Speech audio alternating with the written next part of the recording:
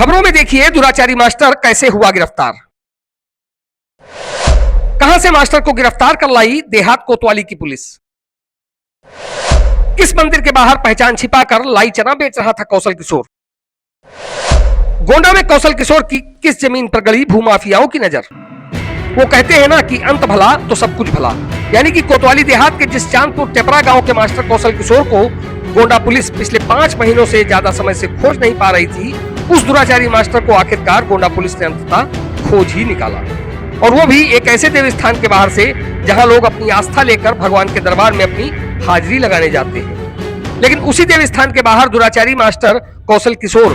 बहरूपियों के भेष में लाई चना बेच रहा था, जिसे पुलिस ने 5 महीने पहले अगवा की गई उस बालिका के साथ गिरफ्तार किया है, जिसका अश्लील वीडियो बनाकर ये मास्टर 5 महीनों तक उसे ब्लैकमेल करते हुए उसके साथ यौन शोषण करता रहा।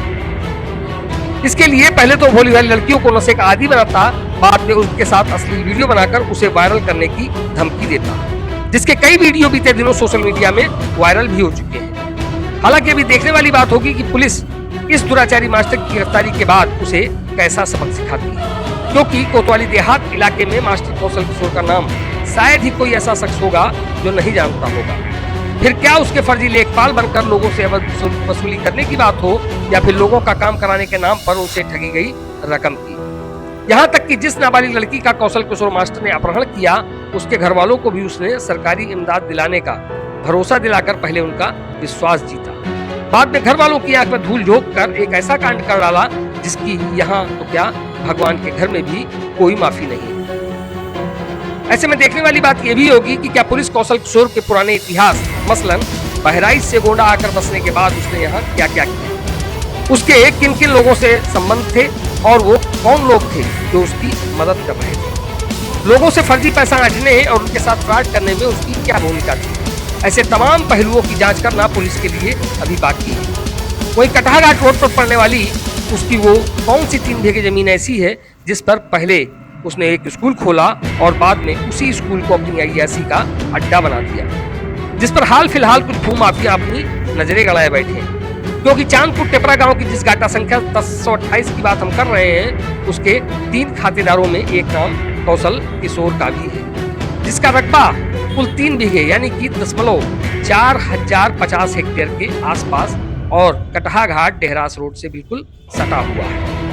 सूत्रों की माने तो चर्चा ये भी है कि जिन लोगों ने मास्टर कौशल किशोर को छिपाने के लिए उसे पनाह दे रखी थी, वो लोग ये चाहते थे कि मास्टर कौशल किशोर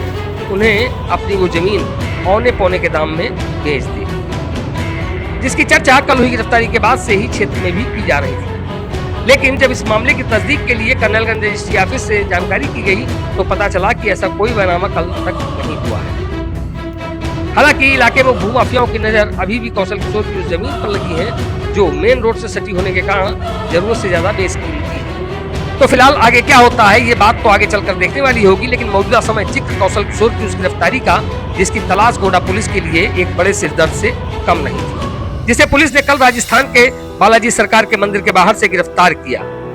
जिसकी निशानदेही पर पुलिस ने अगवा की गई उस लड़की को भी बरामद कर लिया है जो पिछले 5 महीनों से उसके हवसीपन का शिकार हो रही थी।